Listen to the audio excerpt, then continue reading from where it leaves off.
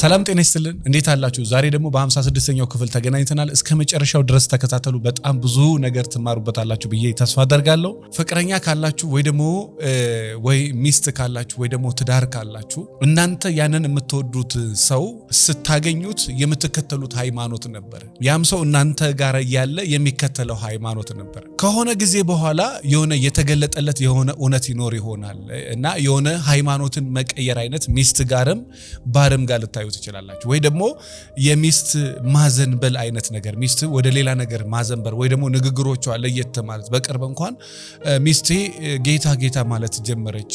በነገራችን ላይ በኢየሱስ ክርስቶስ ቤዛነት የምታምኑ እኔ በኦርቶዶክስም በየትኛውም በቃ በክርስትና መስመር ላይ ያላችሁ ሰዎች ጌታ ካላለ ሰው ምን ይበል?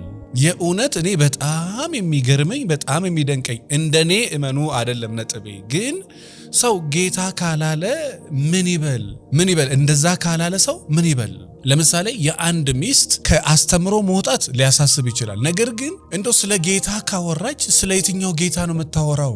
እኔ በእውነት አይጭነቃቸው። አንዳንድ ጊዜ የሷ የተሳሳተች መምሰል ሳይሆን ያንተ የተሳሳተ አመለካከት አይጭነቅ። ይሄ ሰው ልክ በጌታ ነህ ሲሉ በማንኝ ብለህ ልትመልስ ነው አይደለም? እና በማንኝ ብለህ ልትመልስ ነው። በማንን ሁላችንም። አንዳንዱ እኛ ጋር ነው ስህተቱ ያለው፣ ሰዎቹ ጋር አይደለም። የኛ እይታ የኛ አረዳድ ጋር ነው ችግር ያለው። ሰው በጌታ ነህ ሲባል እና በማንኝ እንደው በእውነት እኔ ለምን እንደዛ እንደምሏችሁ ታውቃላችሁ? ሌሎች አስተምሮች ላይ የምትል አንተስ ኦርቶዶክስ ከሆንክ ምናልባት በሌላው አስተምሮ ከሆነ ሰው ትለያያለህ። አዎ ትለያያለህ። አንቺ ትለያያ እንደምንም አጨማደን ወደ ኦርቶዶክስ እንደምንም አጨማደን ወደ ሆነ ኖ እግዚአብሔር ላይማ አትደራደር። እኔ ኦርቶዶክስ ሆኖ የእውነት ሚስትየው የምትለው ሌላ ባልየው የምትለው ሰው ገጥሞኛ ቃል እሷ በቃ ቅዱሳን ብቻ ነው የምትለው። ስለ እግዚአብሔር ስም ከምትጠራ ስለ ቅዱሳን ስም ብትጠራ ይቀላታል። እሱ የእግዚአብሔርን ስም የሕያው አምላክን እግዚአብሔርን ስም ከሚጠራ የቅዱሳን ስም ሲጠራ ይቀለዋል። አትጥራ አይደለም። የትኛው ነው መንገስ ያለበት? በሰማይም በምድርም በአፍም በጆሮህም በሐሳብህም በስሜትም የትኛው ነው መንገስ ያለበት? ሙሽራ በተቀመጠበት አንተ ስለ ሚዜ ታወራለህ። መጀመሪያ ስለ ሙሽራው አውርተ ከዛ በኋላ ስለ ሚዜ ታወራለህ። ስለ ቅዱስ ጊዮርጊስ ታወራለህ። ስለ አቡነ ተክለ ሃይማኖት ስለ አቡነ አረጋዊ ታወራለህ። በቃ መጀመሪያ ግን በህይወት በሐሳብ በመንፈስ በስሜት በቃ በደመ ነፍስ ሁሉ ደም ውስጥ ሁሉ መሰራጨት ያለበት መጀመሪያ እግዚአብሔር ነው። ከእግዚአብሔር ቀጥሎ ስለ ቅዱስ ሚካኤል አውራ፣ ስለ ቅዱስ ገብርኤል አውራ። ከዛ በኋላ ችግር የለው። ስለ ድንግል ማርያም አውራ፣ ችግር የለውም። ይሄን ግን የሃይማኖት እንዳይመስል ግን አንድ ነገር ልንገራችሁ። በባልና በሚስት መካከል የሆነ እይታ ይመጣል። በሚስትም በኩል በባልም በኩል ከምን በኋላ ከሆነ ዓመታት በኋላ እንዳይፋተው ተዋልደዋል። እንዳይቀጥሉ የሃይማኖት ልዩነት መካከላቸው ተፈጥሯል። እሷ ከሆነ ዓመት በኋላ የሆነ ነገር ተገለጠልኝ ትልና የሆነ ሃይማኖት መከተል። እኔ ባልና ሚስቶች ከሆናችሁ ከሆነ ዓመት በኋላ የሆነ ነገር ተገለጠልኝ የምትል ከሆነ ፕሊዝ ትዳራችሁ ለመፍታት የሚያበቃችሁ አይደለም። አልፈልግም ካልክማ ዛሬም የሐሳብ ልዩነት አንተና ሚስትን ሊያፋታ ነው። ይሄ ሰዎች ብርሃን ከጨለማ ጋር እዚህ ዓለም አንድ ላይ ነው የምንኖረው። ሰውን ጨለማ አርጋ ራስን ብርሃን አርጋ አታውራ። ሁሉም እንደዛ ነው የሚለው። ኦርቶዶክስ እኔ ብርሃን ነኝ ሌላው ጨለማ ነው ይላል። ሌላው አምለም ደግሞ እኔ ብርሃን ነኝ ሌላው ጨለማ ነው። ፕሊዝ በጣም ሴንሲቲቭ ኢሹ ስለሆነ በተጠንቀቅ ለመረዳት ሞክሩ፣ ለማየት ሞክሩ። አንተ ያፈራሃቸው ልጆች መካከል ላይ እኔ ምን እንደማውቅ ታውቃላችሁ? ልጃቸው እስልምና እምነትን ተቀበለች። አባትየውም እናትየውም በቃ ልጅቷን እንደ አውሬ ሰው እንዳልሆነች ማሰብ ጀመሩ። ከዛ በኋላ አረጋግተን እቺ ልጅ የሆነ ነገር ተገለጠልኝ በቃ ይሄን ነው ማምነው አለች። ነፃ ፈቃድ አላት፣ መብቷ ነው። ትላንትና ያላስተማርካትን ልጅ ምን ብለህ ነው እስልምና እንዴ ነው አስተምራሃታል ወይ? ስላንተ መጽሐፍ ቅዱስ ታውቃለች ወይ? ጥቅስ የእውነቴን ነው የምነግራችሁ።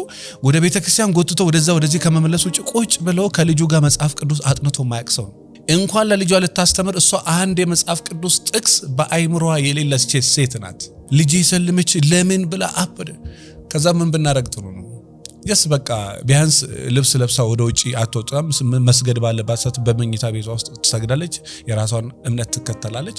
ከዛ በተረፈ አሁን በራሷም ጉዳይ ነው እነሱም ባይሉኝ ወጣለሁ ብላ አሁን በቅርብ ወደ ውጭ ሀገር ልትወጣ እነሱን ወደማታይበት ሀገር ብቻዋን የራሷን ዓለም ወደምትገነባበት ዓለም። ለዚህ ዩቲዩብ ቻናል አዲስ የሆናችሁ ሰብስክራይብ አድርጉ። ሐሳብ አስተያየት ካላችሁ ኮሜንት ላይ አስቀምጡልን። ስለ ትዳሬ መማከር አሊያም ስልጠና ፈልጋለሁ ምትሉ ካላችሁ ወደ መልሕቅ ጎራ በሉ።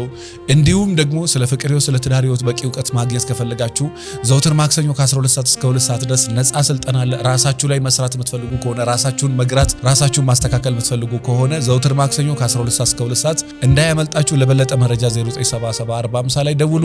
በእስልምና ያለ ልጅ ክርስትናን ተቀበለ ብሎ ጨርቅ ጥም ነው። መጀመሪያ ቁርአን አስተምራል። ልጅህን በትክክል አስተምርሃል ወይ? በክርስትና ልጅህን መጽሐፍ ቅዱስ በትክክል አስተምርሃል ወይ? ስለ ቤተ ክህነቱ ስለ ቤተ በትክክል ነግረሃል ወይ? በድንገት ሚስት ሐሳቧን ከለወጠች ሃይማኖቷን ከተለወጠች ያ ነገር በጣም ጥንቃቄ ይፈልጋል። ስሜታዊነትን አይፈልግም። በጣም ተጠንቀቀ። ደግሞ ያንተንም ድካም እመንበት። የእውነቴን ነው የምልህ።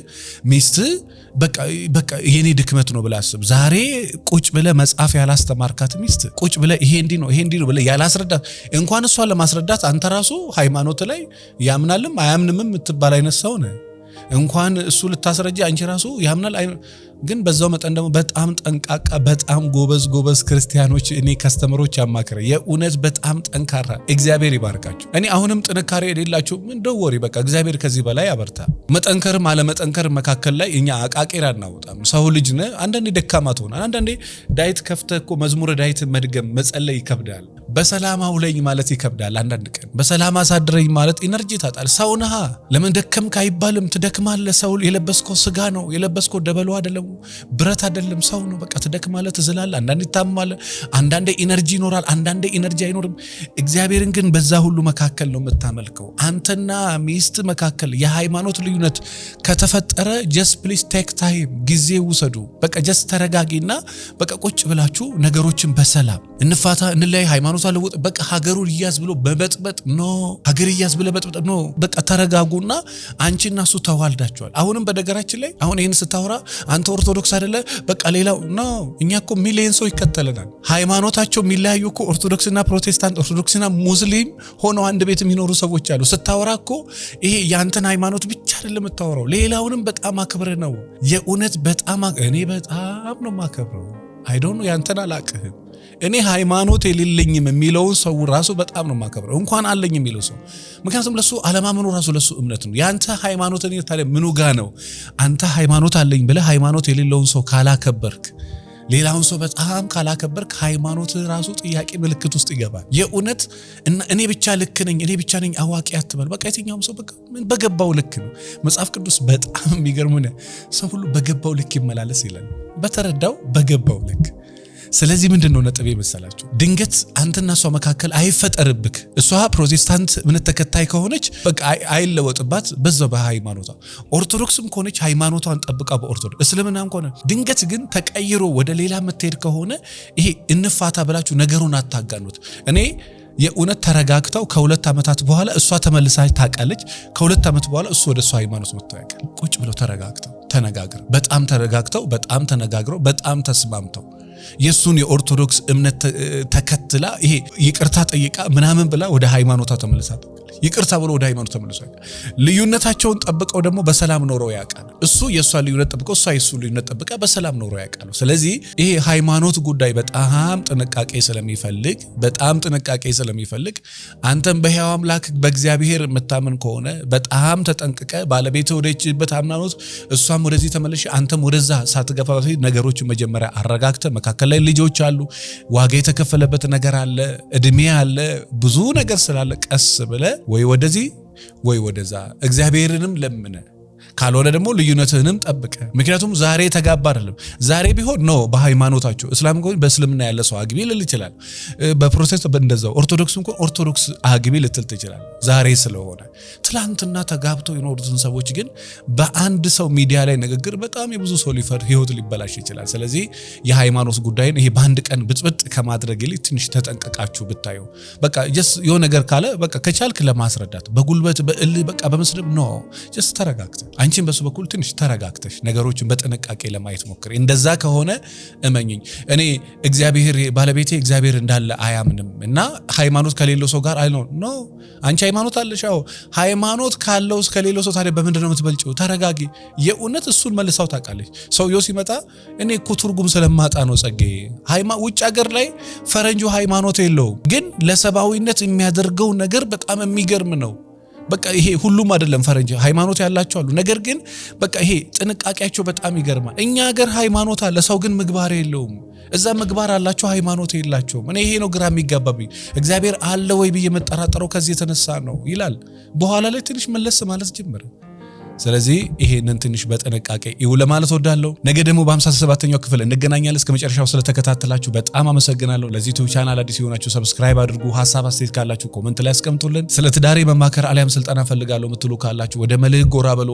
እንዲሁም ደግሞ ስለ ፍቅር ሕይወት፣ ስለ ትዳር ሕይወት በቂ ዕውቀት ማግኘት ከፈለጋችሁ ዘውትር ማክሰኞ ከ12 ሰዓት እስከ 2 ሰዓት ድረስ ነፃ ስልጠና አለ። ራሳችሁ ላይ መስራት የምትፈልጉ ከሆነ ራሳችሁን መግራት፣ ራሳችሁን ማስተካከል የምትፈልጉ ከሆነ ዘውትር ማክሰኞ ከ12 ሰዓት እስከ 2 ሰዓት እንዳያመልጣችሁ። ለበለጠ መረጃ 09774050 ላይ ደውሉ። አመሰግናለሁ።